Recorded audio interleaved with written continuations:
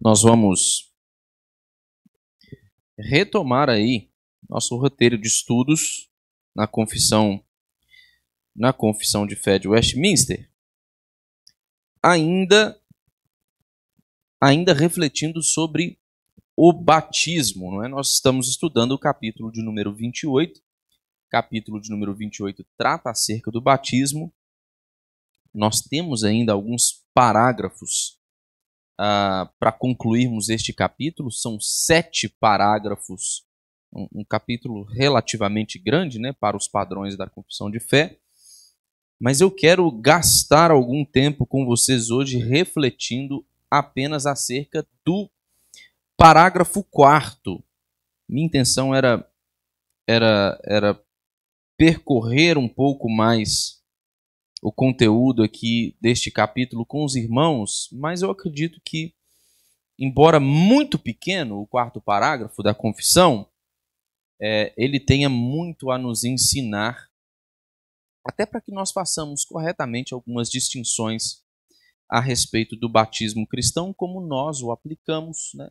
Como nós o praticamos, e como uma outra grande ala da cristandade tende a interpretar o batismo cristão e a aplicá-lo também, a praticá-lo em seus ambientes comuns aí, em suas tradições. Então, isso aqui estabelece um distintivo muito claro entre o tipo e a maneira de batismo que nós praticamos e aquele que é praticado por estes outros irmãos. Basicamente, o que esse parágrafo da confissão de fé vai nos ajudar a fazer é nos ajudar a responder a pergunta acerca de quem deve ser batizado. Quem são as pessoas que devem ser batizadas? Como é que nós, em nossa tradição, respondemos biblicamente a essa pergunta sobre quem deve ser batizado? Então, observe aí o que diz o parágrafo 4º. Ele diz o seguinte: não só os que professam a sua fé em Cristo e obediência a Ele, mas os filhos de pais crentes, embora só um deles o seja, devem ser batizados. Então, quem é que deve ser batizado? Como nós responderíamos essa pergunta? Nós cremos que todos os crentes devem ser batizados, mas não somente os crentes, como também os filhos dos crentes devem ser batizados. E é interessante que, entre aspas, aí, é estabelecida uma certa distinção entre o pai crente e o filho crente. Então, os pais, aqueles que professam fé em Cristo Jesus, devem ser batizados, e os seus filhos, embora só um deles seja crente. Isso aqui é interessante, porque vai dar o tom também da interpretação e da aplicação do batismo na nossa experiência como cristãos de uma tradição de fé reformada. Nós entendemos que o batismo cristão, e é isso que a confissão de fé nos ensina, ele não se restringe apenas a indivíduos que professam publicamente sua fé em Jesus Cristo. O batismo cristão não deve ser administrado somente para com aqueles indivíduos que confessam a sua fé em Jesus, mas ele tem um caráter mais extensivo. Ele estende-se também para a vida dos filhos destes crentes. Por quê? Porque a graça de Deus e o pacto da graça, não é? A aliança que Deus estabelece com o seu povo, ela não suprime, ou então ela não desfaz a realidade da família. A graça de Deus, ela não manifesta com um caráter individualista, né? Focado, não individualista, né? mas com... Ela não se manifesta com um caráter focado no indivíduo propriamente dito. Ela tem um aspecto mais abrangente. Ela visa uma comunidade, uma família. E a graça de Deus no Novo Testamento, conforme nós a percebemos, a compreendemos, conforme ela é revelada de maneira mais clara na pessoa e na obra de Jesus Cristo, esta graça de Deus não desfaz a realidade da família, mas ela inclui a família ainda assim na ação redentiva do Senhor. Então, quando nós entendemos o batismo desta maneira, como tendo de ser administrado não somente aos crentes, mas também na vida dos filhos dos crentes, o que nós fazemos? E a gente já falou um pouquinho sobre isso aqui ao longo das semanas que a gente tem conversado sobre os sacramentos e mais especificamente sobre o batismo.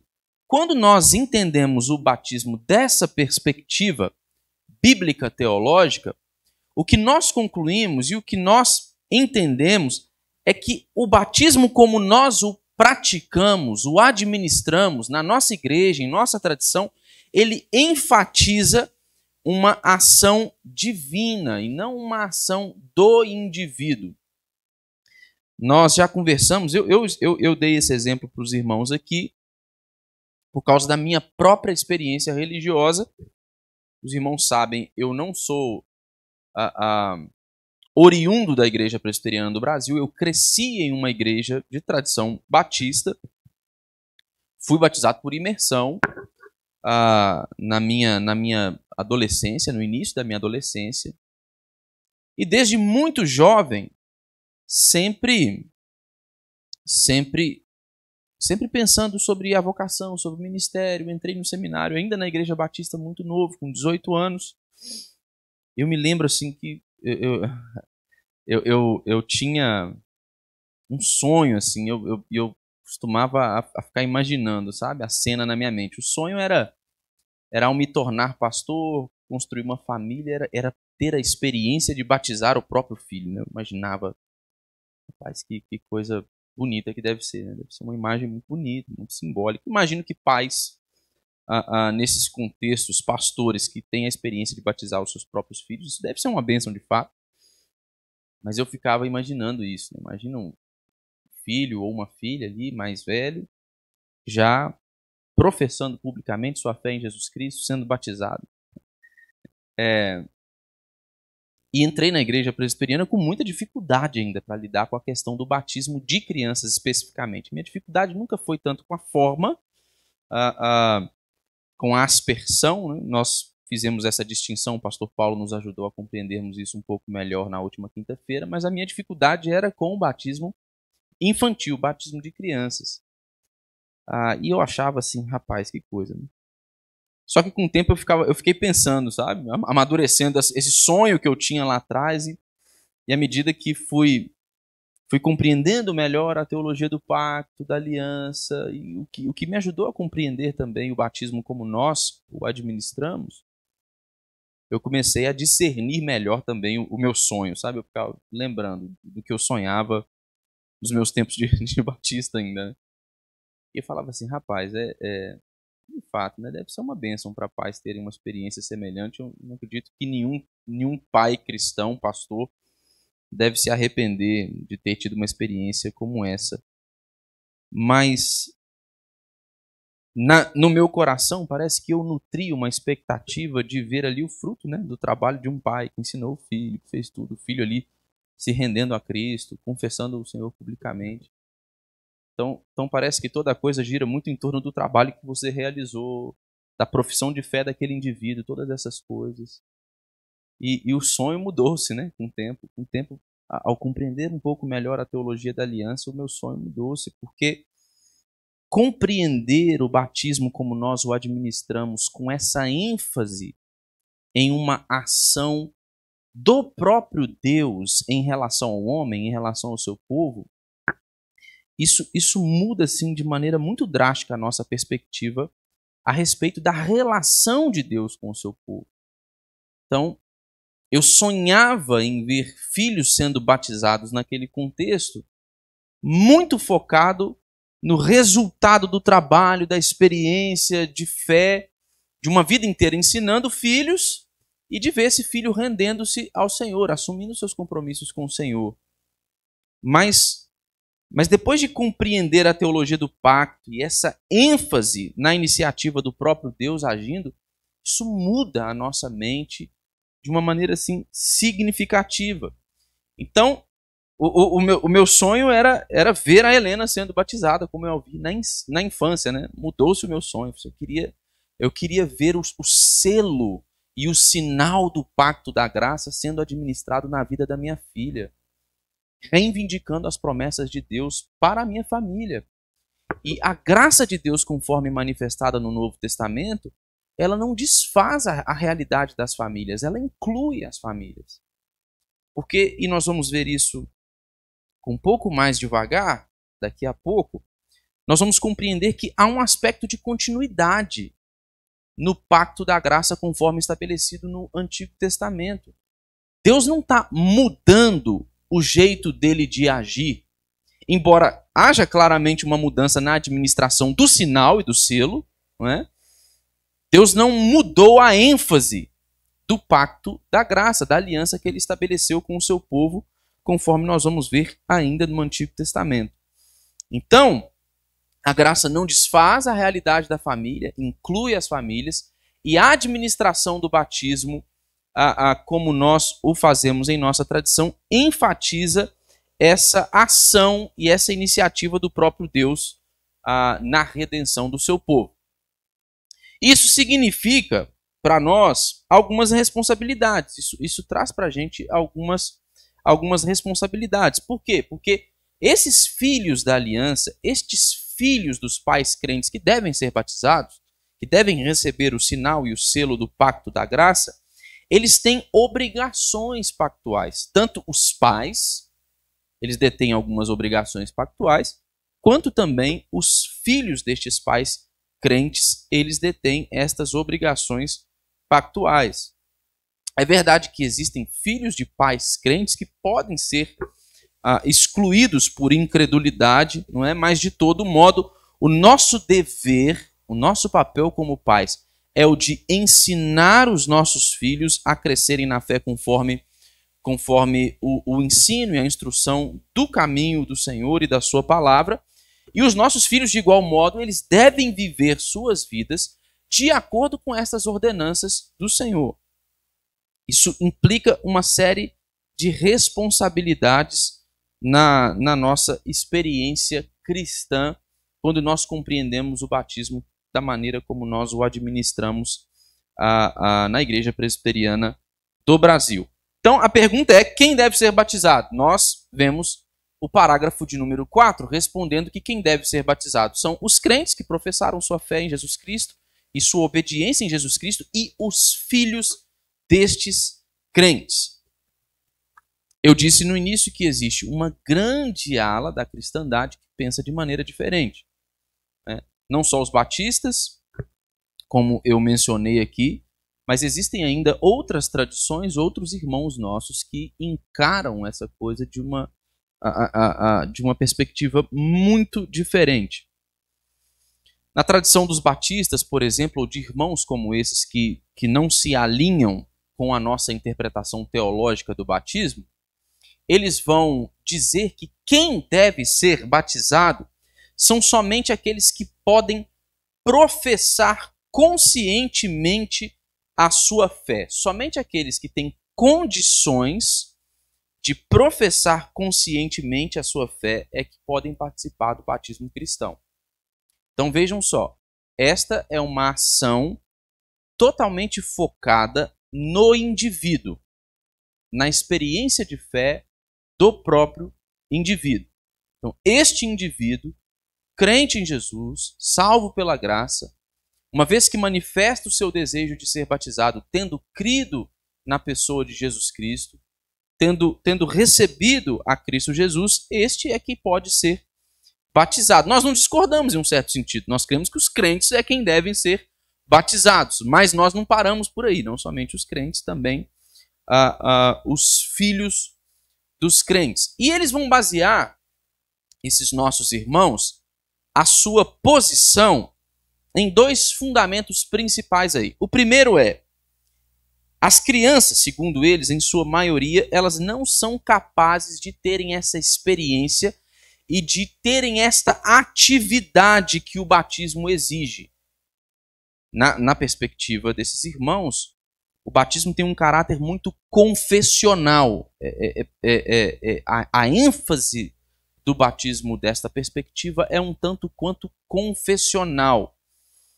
Crianças não têm condição de fazerem essa pública profissão de fé de maneira consciente. Então elas não têm condição de se envolverem com as atividades e com a experiência que o batismo exige. Esse é o primeiro fundamento. O segundo fundamento que esses nossos irmãos eles vão alegar é que não existe uma base bíblica, né? Textos bíblicos. A Bíblia não fornece textos assim claros, evidências claras para o batismo de crianças. Sempre lembrando aqui que quando eu me refiro a crianças, eu estou falando mais especificamente de bebês. Não é? Eles vão dizer assim, olha, não existe, a Bíblia não fornece para nós, o Novo Testamento, nenhuma evidência clara de bebês ou crianças sendo batizados. Então, são esses os dois fundamentos principais. Crianças não têm condições de assumir esses compromissos que o batismo exige, e não existe base bíblica neotestamentária para poder você batizar bebês. A Bíblia não fala no Novo Testamento de bebês sendo batizados. Como é que a nossa tradição vai responder isso? Como é que nós vamos chegar, juntamente com os nossos irmãos da Assembleia de Westminster, a esta conclusão que eles chegaram, não é? Nós devemos entender, irmãos, primeiro, de fato, crianças são incapazes de assumirem os compromissos que a nossa experiência de fé ela exige. Todas as crianças são incapazes mesmo. Mas os adultos também são incapazes. Os adolescentes também são incapazes. Os jovens e velhos também são incapazes. Incapazes no sentido de não poderem efetuar a sua própria união com Cristo Jesus. E nós temos deixado isso muito claro nas nossas conversas e na nossa reflexão sobre esse tema, que é o aspecto, o fato, e eu mencionei já isso aqui hoje, que o batismo ele aponta para um sinal e selo do pacto da graça, algo que o próprio Deus estabelece com o seu povo. O batismo, como nós o compreendemos, ele foca em uma ação divina, não em uma ação do homem. Então, crianças não podem efetuar a sua própria união com Cristo, mas nenhum homem pode efetuar a sua própria união com Cristo. Somente quem pode fazer isso é o próprio Deus, sendo todo-poderoso. É Ele quem pode nos unir ao seu próprio Filho, por seu poder e por sua própria vontade. Nós não cremos e admitimos que a fé, mesmo essa fé que nós carregamos, que nós temos na pessoa de Jesus Cristo, não somos nós que admitimos que esta fé, conforme descrito na Escritura, é um dom divino. Ela não é resultado de maturidade cognitiva. Não são os nossos compromissos que definem a nossa relação com Deus. É a ação de Deus em nosso favor. É a graça de Deus em nosso favor que define a condição da nossa relação com Ele. Então é verdade, crianças não são capazes de assumirem os compromissos que a fé exige. E que o batismo, de alguma maneira, pode expressá-los. Mas nenhum de nós é capaz. Nós somos pecadores. Então, o batismo não deve ser compreendido como um ato focado na experiência do próprio indivíduo com a fé. Mas o batismo ele deve ser sempre um quadro explícito da graça de Deus e do modo como ela se manifesta na vida dos eleitos, na vida do seu povo. Todas as vezes que nós batizamos aqui os filhos dos crentes de nossa igreja, ou todas as vezes que nós batizamos aqueles irmãos que conhecem a Cristo, que se rendem a Cristo, que não vieram de uma família cristã, que chegam aqui e são batizados também na fase adulta ou na juventude, o que nós estamos proclamando, o que nós estamos aqui enfatizando, não é a experiência de fé desses indivíduos, mas é o que Deus fez para com esses indivíduos. É a graça de Deus manifesta na vida desses irmãos. nós devemos nos lembrar do que nós lemos a respeito disso na confissão de fé. Os sacramentos são um sinal e um selo do pacto da graça. Quem estabelece esse pacto? Quem estabelece essa aliança? O próprio Deus. Sem a nossa participação, o próprio Deus estabelece a aliança com o seu povo. E o próprio Deus se encarrega de cumprir as partes que cabem àqueles que estão envolvidos na aliança, no pacto da graça. O próprio Deus faz isso. Então nós não podemos nos unir a Deus por nosso próprio esforço ou por maturidade cognitiva. Nenhum de nós, crianças, adultos, quem quer que seja, somente o próprio Deus em Cristo Jesus é que pode fazer isso. Como mais nós respondemos a estes nossos irmãos que interpretam o batismo dessa maneira? Abra aí a sua Bíblia no Evangelho de Lucas, capítulo de número 18, versos de número 15 e 16.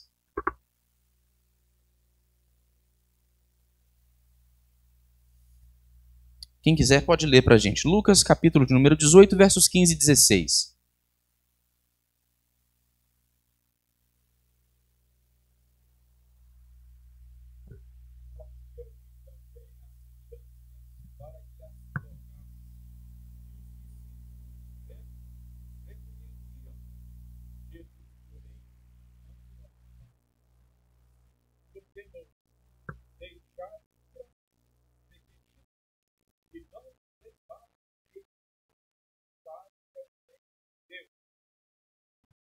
Veja só, irmãos, o que está acontecendo aqui? Há uma longa sessão no Evangelho de Lucas, que começa lá no capítulo de número 9, e que chega nesse momento aqui, que determina, né, que delimita o contexto da fala de Jesus aqui, nessa interação de Jesus Cristo com as crianças. Pouco antes, Jesus estava falando sobre aqueles que podem ser incluídos no povo do pacto, no povo da aliança, aqueles que podem experimentar comunhão com Deus. E ele estava contrastando a visão comum dos religiosos daquele tempo, de que aqueles indivíduos de classes sociais de maior destaque, ou propriamente os religiosos, no caso, os fariseus, ou homens mais ricos, né, eles achavam que de alguma maneira eles eram privilegiados.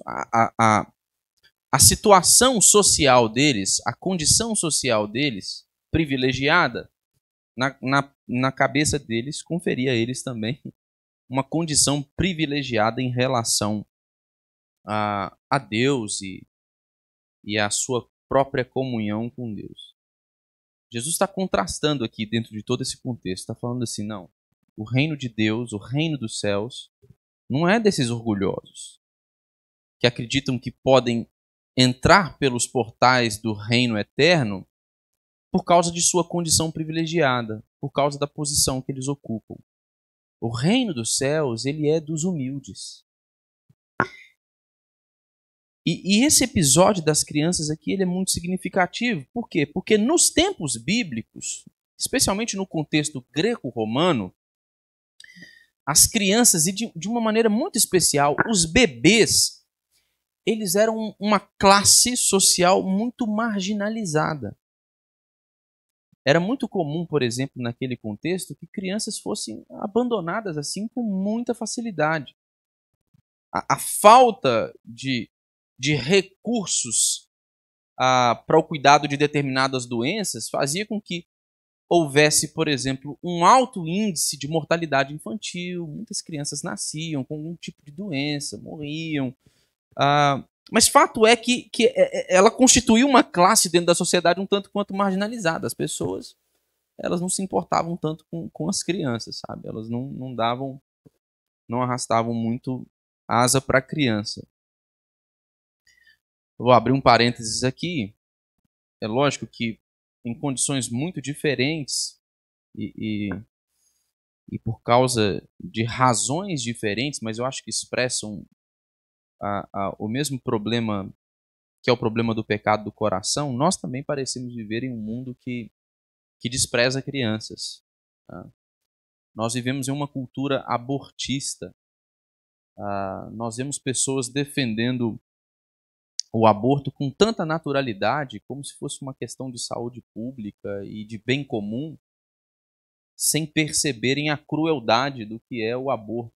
Nós vivemos uma cultura de pessoas que desprezam crianças também, que as estão marginalizando enquanto parte da sociedade. Eu queria fazer esse comentário, fecho aspas aqui, mas as crianças elas eram um tanto marginalizadas e elas possuíam pouco, na concepção deles, ou quase nenhum valor intrínseco como seres humanos.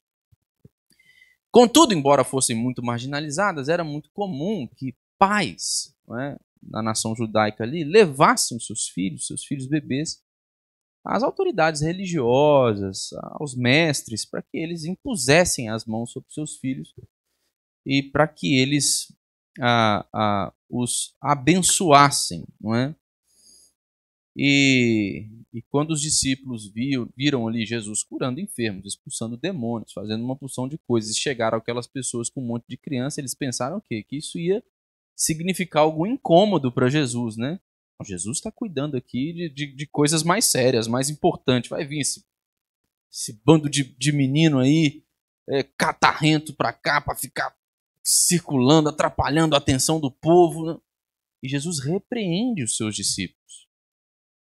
Como Jesus estava querendo explicar que o reino de Deus ele pertence aos humildes, ele vai usar essa classe social marginalizada que eram as crianças e os bebês do seu tempo para mostrar que quem não for como essas crianças não pode entrar no reino de Deus. Ele diz que o reino de Deus pertence a essas crianças. Irmãos, essa é uma imagem muito significativa. Isso mostra para a gente que crianças não podem ser excluídas da administração dos sinais e do selo do pacto da graça.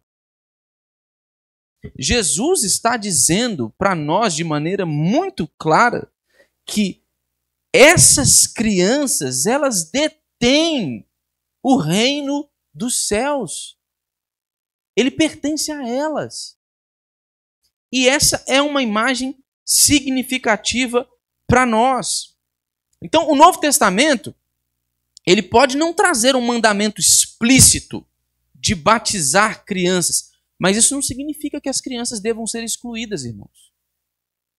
Isso não significa que crianças devam ser excluídas. Então, o segundo argumento desses nossos irmãos é: não existe uma ordenança no Novo Testamento de maneira clara que determine o batismo de crianças. Pois é, verdade. Nós concordamos. Mas não existe nenhuma ordenança no Novo Testamento também que determine a participação de mulheres na ceia. Existe?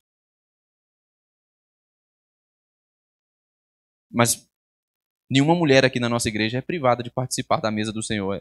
Ou eu estou errado? Não, né? Todas participam. Não é verdade?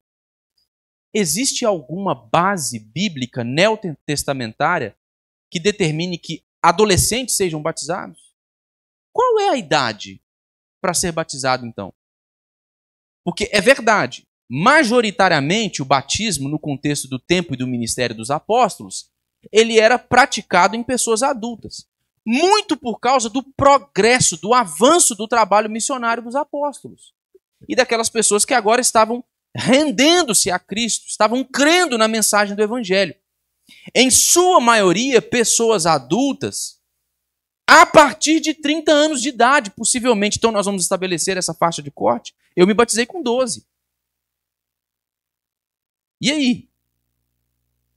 Não existe base bíblica neotestamentária para determinar quem deva ser batizado de maneira tão clara como parecem requerer esses irmãos. Então o Novo Testamento não fala que Paulo estava evangelizando uma determinada família, entrou lá na casa, tinha um jovem de 13 anos, um outro de 17, uma criancinha de colo que tinha uns 2 meses que nasceu, ele encheu uma bacia d'água lá e despejou água na cabeça de todo mundo. A Bíblia não fala isso mesmo, não.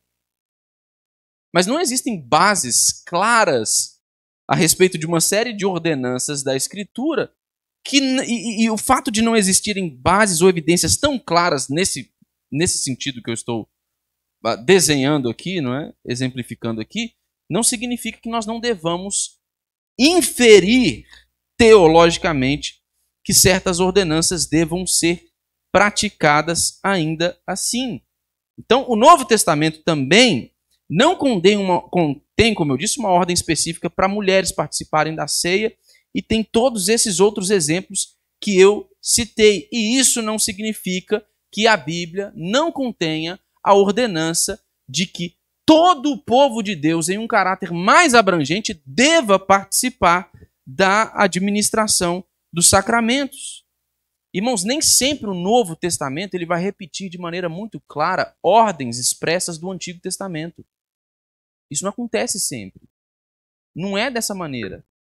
A Bíblia não fala de maneira clara sobre diversos assuntos. Mas é preciso um trabalho teológico, de interpretação bíblica séria, considerando o conteúdo de toda a revelação para que nós compreendamos o que deve ser feito ou não, segundo a vontade de Deus revelada na Escritura. Então, é verdade, nós concordamos, nenhum de nós aqui fica torcendo textos para poder falar que não, olha, tem uma base aqui sim, dá para a gente pensar que aqui batizou-se um bebê aqui. Ah, quem disse que na casa daquela família não tinha uns gêmeos ali? Não, a gente não faz isso, a gente admite mesmo. Isso, não tem nenhuma crise para a gente em admitir que o Novo Testamento não tem uma evidência clara nesse sentido, tipo assim, batizou-se o bebê de 6 meses. Não tem mesmo, mas também não fala de mulher participando da ceia, não fala de adolescente sendo batizado, não há evidência clara sobre qual tipo de faixa etária que deve receber ou participar do batismo em ponto nenhum da Escritura. Então, a conclusão é, nós não podemos, irmãos, dizer que Deus não ordenou o batismo de criança. E aí nós vamos para aquele que é o fundamento principal, que é o exercício de interpretação bíblico-teológica que nós devemos fazer de casos como esse. Nós precisamos considerar tudo o que a Bíblia, a Escritura, ela revela de maneira clara assim, a respeito destes assuntos. E o fundamento principal para o batismo dos filhos dos crentes, para o batismo infantil, é o aspecto de continuidade pactual. Então, abra aí a sua Bíblia em Gênesis, no capítulo 17.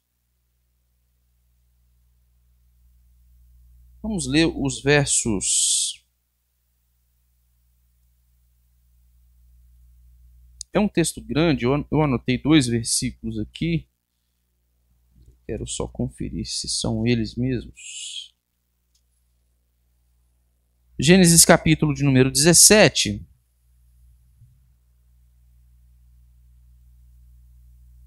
Versos 7 e 14, só para nós termos uma noção aí. Gênesis capítulo 17, versos 7 e 14. Quem quiser pode ler para a gente.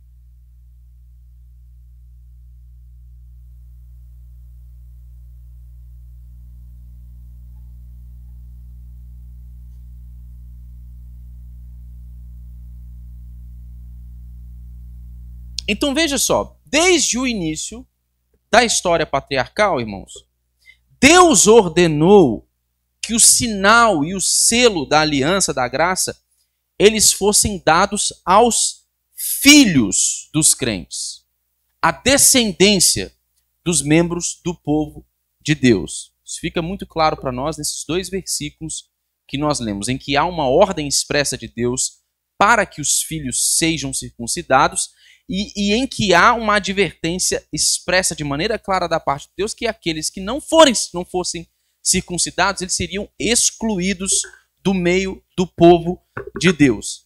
E além disso, o que fica explícito nessa declaração que nós lemos aí, é que este selo e esta administração do sinal do pacto da graça, ele deve ser administrado como um requisito perpétuo. A aliança de Deus é descrita como sendo uma aliança perpétua.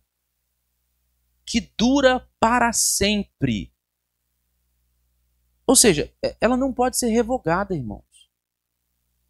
Deus não volta atrás em suas palavras.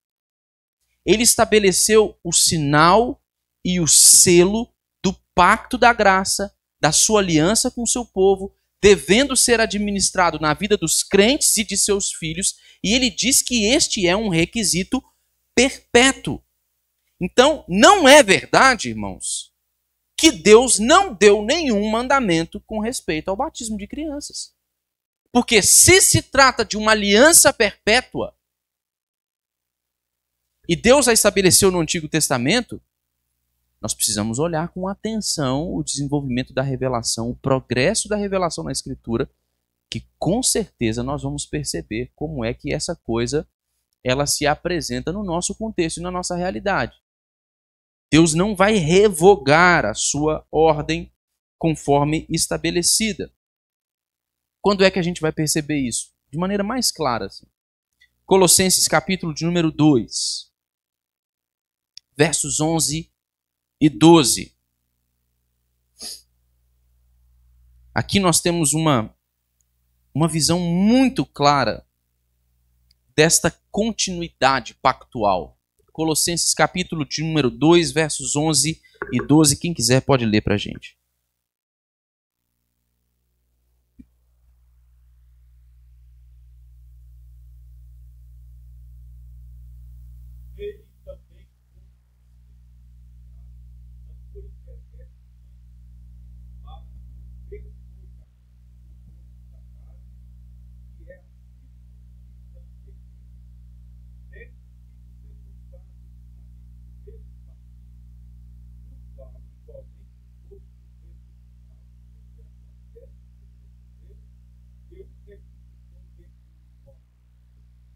O que é que irmãos nossos que não interpretam o batismo da maneira como nós, em nossa tradição, interpretamos, o que é que eles vão argumentar? Eles vão argumentar que com a vinda de Jesus Cristo, a circuncisão ela foi anulada. Ela não vigora mais enquanto mandamento. O mandamento, essa ordenança da administração do selo e do sinal do pacto da graça, não vigora mais. Por quê? Porque a circuncisão foi anulada. Está muito claro, vão argumentar, vão mostrar a base bíblica neotestamentária para isso. Contudo, irmãos, o apóstolo Paulo está deixando muito claro para nós aqui que a administração do selo e do sinal do pacto da graça, ela continua sim. Só que com uma mudança.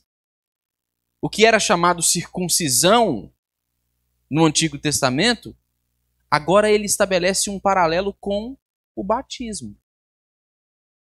Ele diz que em Cristo Jesus nós fomos circuncidados. E depois ele troca essa linguagem de circuncisão para uma linguagem de batismo. Não como falando de coisas diferentes, mas como falando de coisas iguais. Estabelecendo um paralelismo entre circuncisão e batismo. Ele faz isso de maneira muito clara, muito explícita. Paulo está pregando aqui, está escrevendo aqui aos Colossenses nesse capítulo, falando sobre a inadequação do mundo, sobre a suficiência de Cristo, sobre a união de Cristo Jesus com o cristão. E ele vai falando de todas estas coisas em termos simbólicos. E ele vai usar o batismo como um termo simbólico para poder mostrar a natureza da nossa união com Jesus Cristo. Paulo vai ensinar que nós somos batizados, ressuscitados em Cristo Jesus para uma nova vida. Então, há claramente para nós aqui um aspecto de continuidade pactual.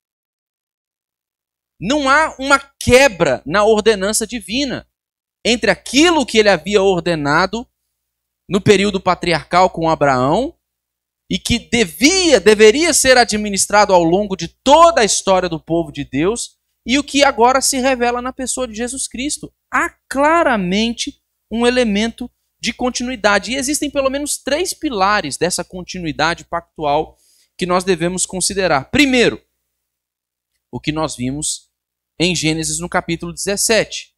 Deus ordenou aos crentes dar o sinal do pacto, da graça, da aliança aos seus filhos. É o próprio Deus, o próprio Senhor da aliança, que estabeleceu um relacionamento com o patriarca Abraão, como o cabeça ali de sua família, e com toda a descendência de Abraão.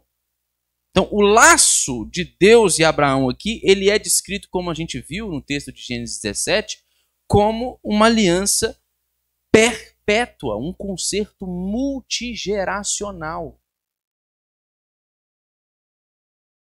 E a iniciativa é de quem? Do próprio Deus. Não é do homem, é do próprio Deus. Segundo pilar, o batismo, ele é agora um sinal e o selo dessa mesma aliança. Isso fica muito claro para nós no paralelo que o apóstolo Paulo estabelece na sua carta aos Colossenses. Mas veja só, quão surpreendente é o texto de Gálatas. Abra aí a sua Bíblia em Gálatas.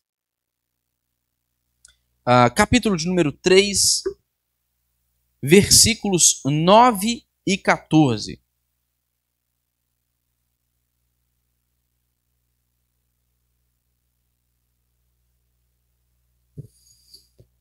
Gálatas 3, 9 e 14. Quem quiser pode ler para nós aí.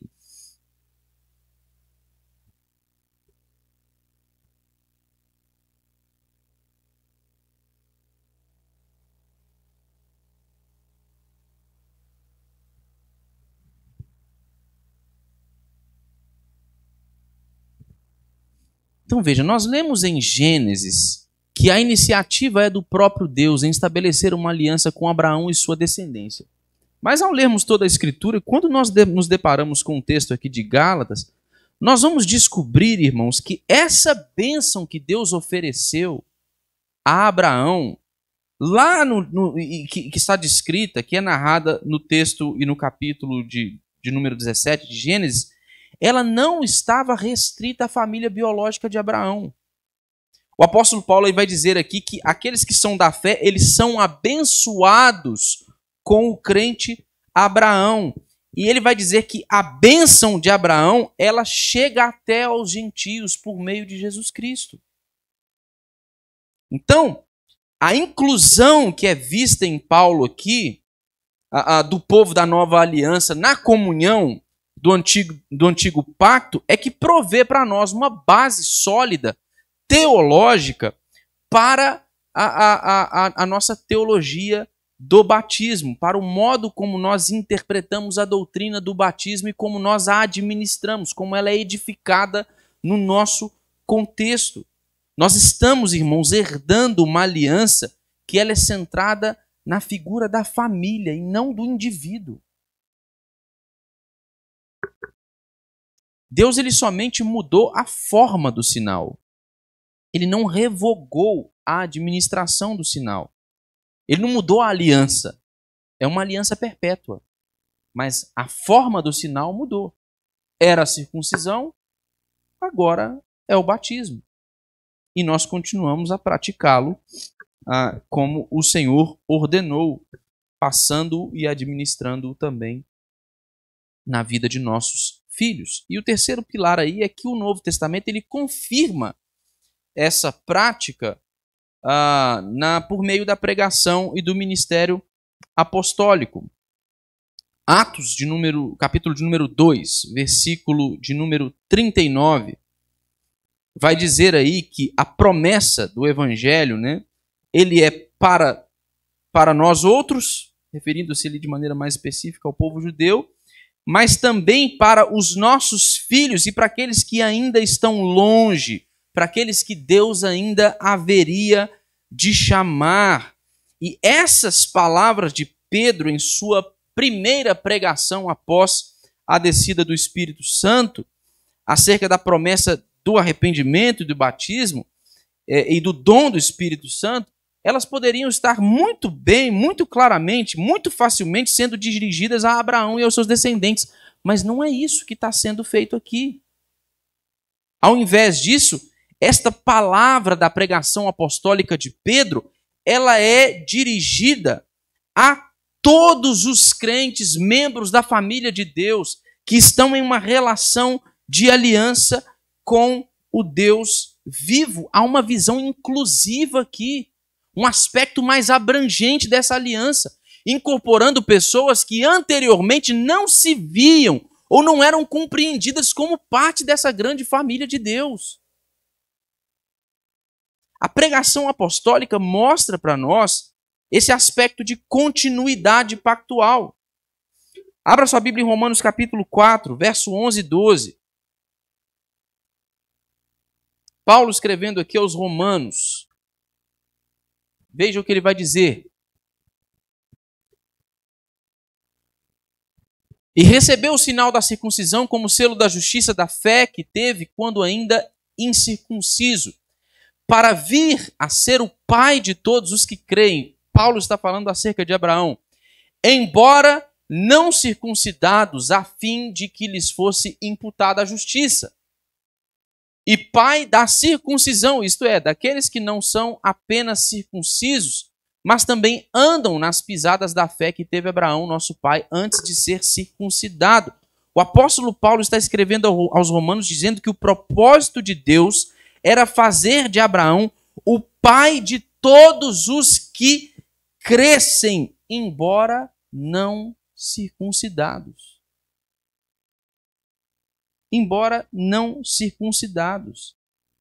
Então, a pregação dos apóstolos, ela deflagra para nós, assim, ela escancara para a gente esse aspecto da continuidade pactual, ainda desenvolvendo-se no plano redentor. Nós estamos tratando de uma aliança perpétua, não é? Então, não existem evidências bíblicas como nossos irmãos parecem desejar para o batismo infantil, mas também não há história de adolescentes sendo batizados no Novo Testamento, de mulheres participando da ceia. E aí a gente deveria chegar à pergunta, tá, então o que é que a gente vai fazer com os filhos dos crentes? O que é que a gente faz com as crianças nas nossas igrejas?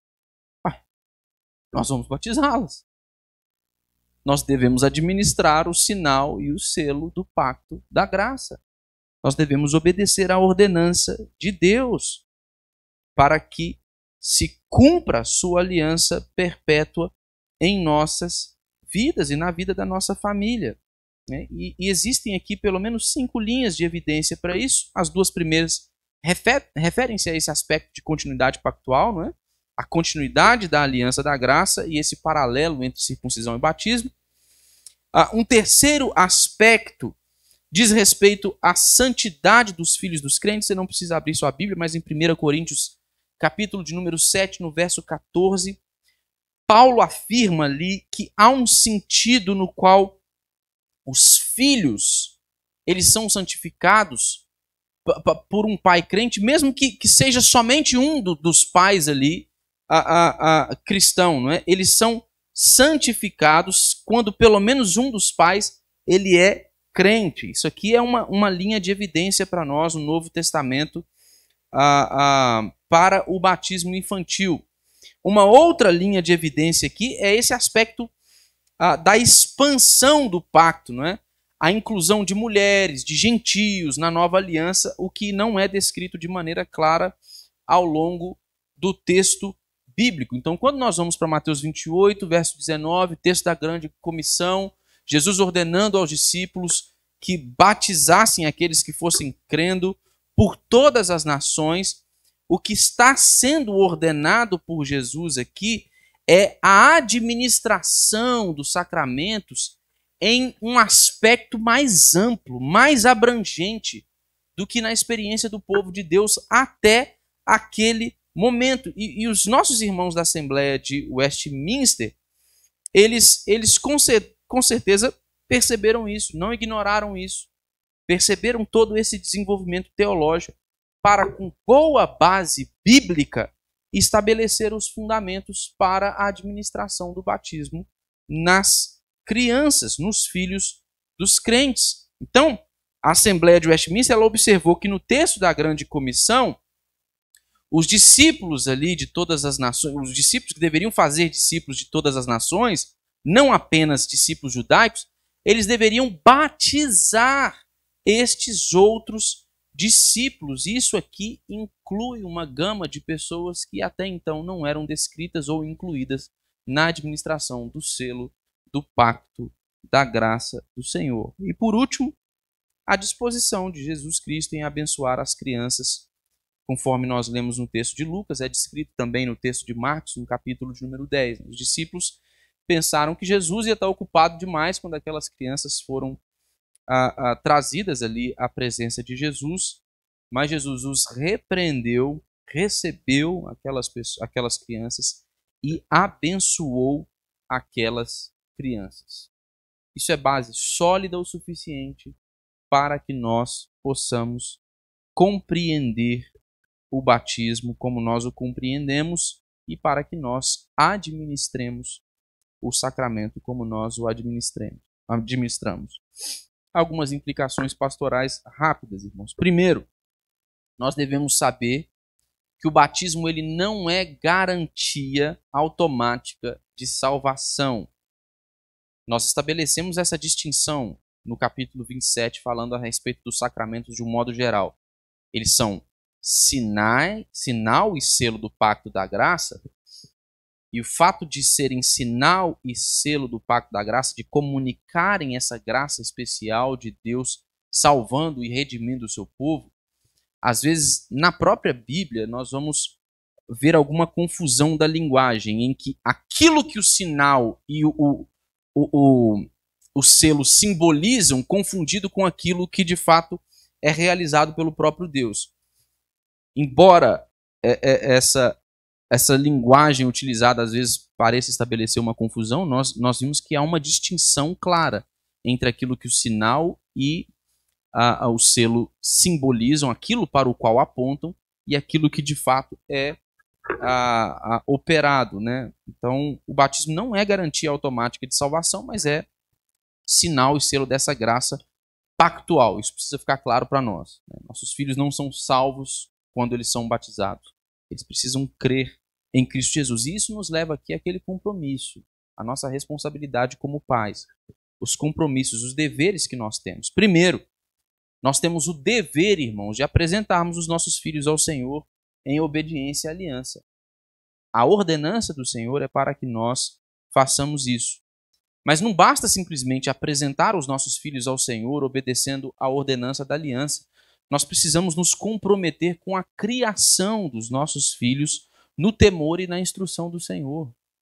Por isso que os pais crentes de nossa comunidade assumem compromissos solenes quando trazem os seus filhos para serem batizados.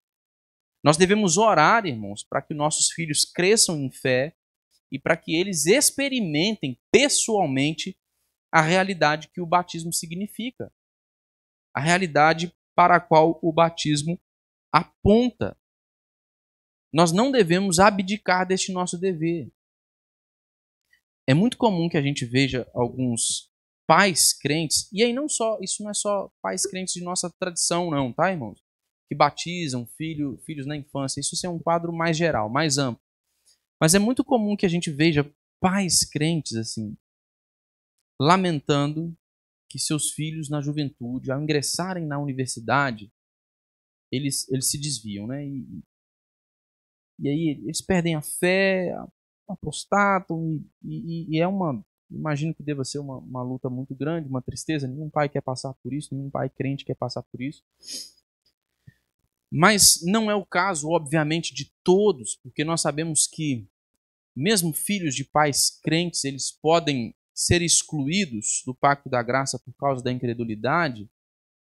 E existem pais crentes zelosos que ensinam seus filhos, os educam no caminho e na instrução do Senhor, e isso não necessariamente é garantia de que esses filhos eles serão também crentes em Jesus. Mas existem muitos casos, irmãos, e nós precisamos considerar isso. Nós precisamos chamar a atenção de nós mesmos para a nossa responsabilidade, para o nosso dever. Existem casos em que o que muitos desses pais fizeram não foi mais do que inserir o seu filho na esfera de uma experiência religiosa. Então, no nosso caso aqui, na nossa tradição, batizou o filho, leva o filho à igreja, traz ele no culto, ele vai para a salinha lá, participa, né? A gente tem uma série de atividades para as nossas crianças, esse menino cresce, suas amizades vão se desenvolvendo dentro do contexto da igreja, é o círculo social mais próximo dele, isso vai acontecendo, mas quando esse jovem, no início da fase adulta, ele vai agora dar passos na sua vida que vão colocá-lo em contato com um outro círculo social, vão fazer com que ele conheça outras pessoas, com que outras ideias sejam apresentadas a ele. Aí esse jovem chega em determinados lugares, começa a se afastar da igreja, começa a se afastar daquelas primeiras amizades, começa a apresentar alguma resistência com aquelas verdades que antes ele admitia no ambiente religioso.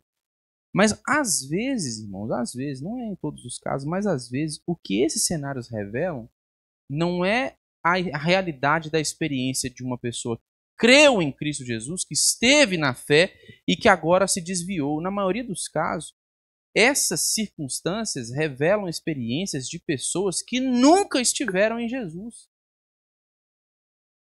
Elas experimentaram só uma experiência religiosa. E aí, quando você vai conversar, vai se aprofundar, vai ver que pais foram negligentes. Não ensinaram o filho. Porque, irmãos, levar para a igreja não basta. Trazer para o culto não basta.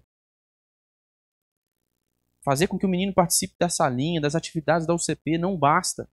Incentivar seu filho jovem, adolescente a participar das programações da sociedade interna não basta. Nós temos o dever de pastorear os nossos filhos, de ensiná-los no temor do Senhor e na instrução do Senhor. Se nós não fazemos isso, é cenários como esses que nós vamos assistir na nossa vida. E eu falo isso, irmãos, com temor no meu coração. Eu tenho 2 filhas agora, pequenas. E pavor de pensar que talvez minhas filhas possam chegar na fase adulta dela não conhecendo a Jesus. Essa é a minha oração com minha esposa, todos os dias.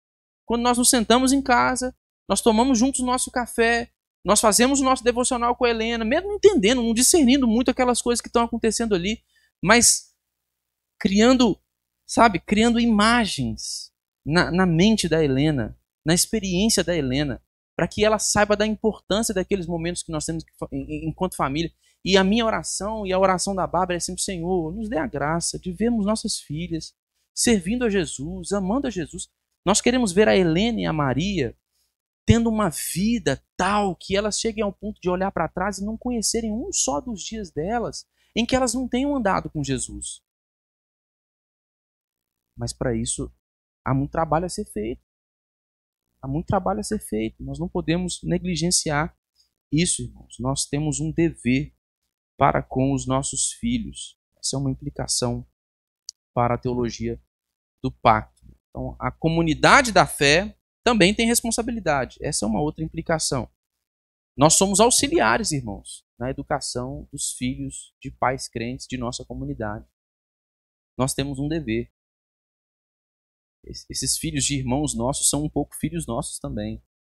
São um pouco nossas crianças também. Nós devemos ser zelosos pelo ensino das crianças da nossa comunidade, para que elas cresçam amando a Jesus, servindo a Jesus e honrando a Jesus com suas vidas. Então, é por isso que nós batizamos nossas crianças, porque nós cremos que a aliança ela não foi revogada, ela é perpétua, ela permanece, embora haja uma mudança no sinal a ser administrado, nós ainda continuamos a obedecer à ordem do Senhor que estabelece que os crentes, membros da família de Deus, do povo de Deus, devam receber o sinal e o selo do pacto da graça e também os filhos desses crentes. Alguma pergunta ou alguma consideração, irmãos? Sim, pastor, deixa eu levar o microfone para o senhor aí.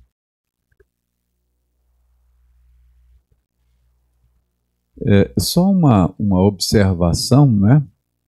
O reverendo Lucas colocou muito bem que um dos argumentos que os nossos irmãos contrários ao batismo das crianças usam é o argumento de que não há nenhuma ordem no Novo Testamento para que as crianças sejam batizadas. E como o reverendo Lucas disse, realmente não há nenhuma ordem. Mas acontece que esse argumento do silêncio do Novo Testamento, ele acaba funcionando, ironicamente, a favor do batismo de crianças. Porque se a gente considerar que o povo de Deus, ao longo dos séculos, oferecia às crianças, por ordem do Senhor, o sinal do pacto, a circuncisão ao 8º dia.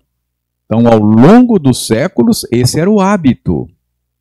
Então, quando houve a mudança do sinal, seria necessário uma ordem explícita se fosse para parar de receber. Então, o silêncio indica o quê? Que a prática deveria continuar, não é? Então, o argumento do silêncio, ele funciona muito mais a favor do batismo de criança do que contrário.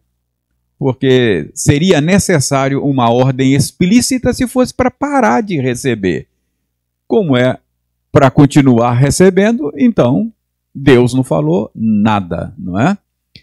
E a gente percebe no Novo Testamento que há casos de batismos assim de famílias inteiras, não é? Claro, a gente não pode garantir que houvesse crianças nessas famílias. Família da Lídia, por exemplo, lá diz que foi batizada ela e toda a sua casa. Família do carcereiro de Filipos, ambos os casos no capítulo 16 de Atos.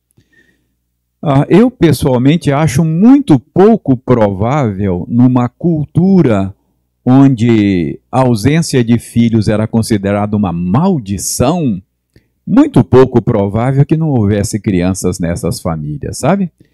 Então, eu acho que não há nenhum caso explícito, como o pastor Lucas disse, mas eu acho que é uma dedução razoável pensar, olha, provavelmente tinham crianças nessas famílias.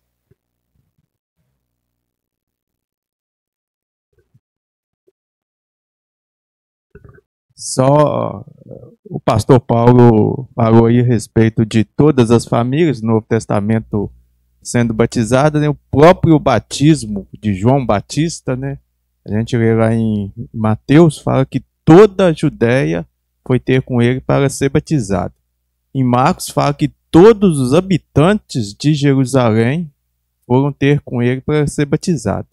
Esse todos aqui dá a entender que não foi cada um, né? Mas me parece que ali é aos grupos, né? Idoso, crianças, é o que dá para entender como já era hábito e da cultura judaica, né? A circuncisão, que os filhos talvez fossem batizados. Só é preciso estabelecer uma distinção que esses nossos irmãos eles não conseguem fazer, eles não fazem muito bem, né? É porque eu acho que essa não é a interpretação da ala teológica, com mais conhecimento bíblico, por exemplo, os irmãos batistas. Mas eu que venho de uma tradição batista, né, o argumento assim mais superficial para justificar o batismo por imersão daquela maneira é o fato de que Jesus batizou-se daquela maneira. Aquele é um batismo judaico, tá, irmãos? Aquilo não tem absolutamente relação nenhuma com o que nós fazemos, com o batismo como um sacramento, como nós o compreendemos.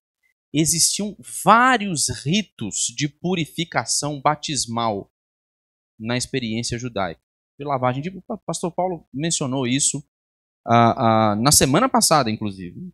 Lavagem de mãos e de uma série de coisas. E aquele batismo aplicado por João o Batista, né? Era um rito judaico. Não tem nada a ver com o que a gente faz, não. Com o selo pactual como nós o compreendemos.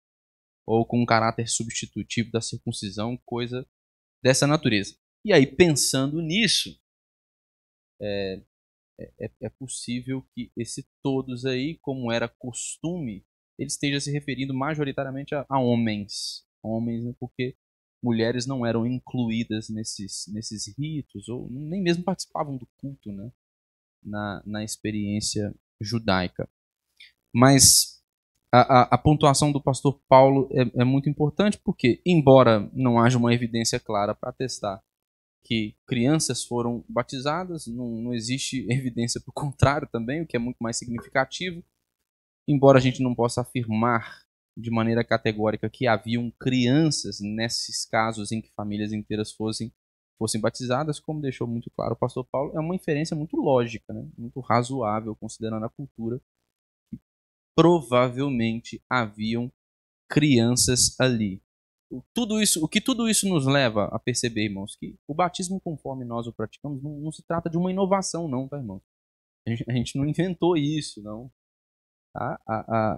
Isso é o que cristãos ao longo dos séculos e de tradições e mais tradições fizeram. Nós só estamos continuando. Nós não estamos inventando a roda, não. Tá? Isso não começou no século XVI com a Reforma Protestante, não foi isso. Há um lastro muito grande assim da história da igreja em que deixa muito claro para nós que os crentes eram batizados e batizavam seus filhos também.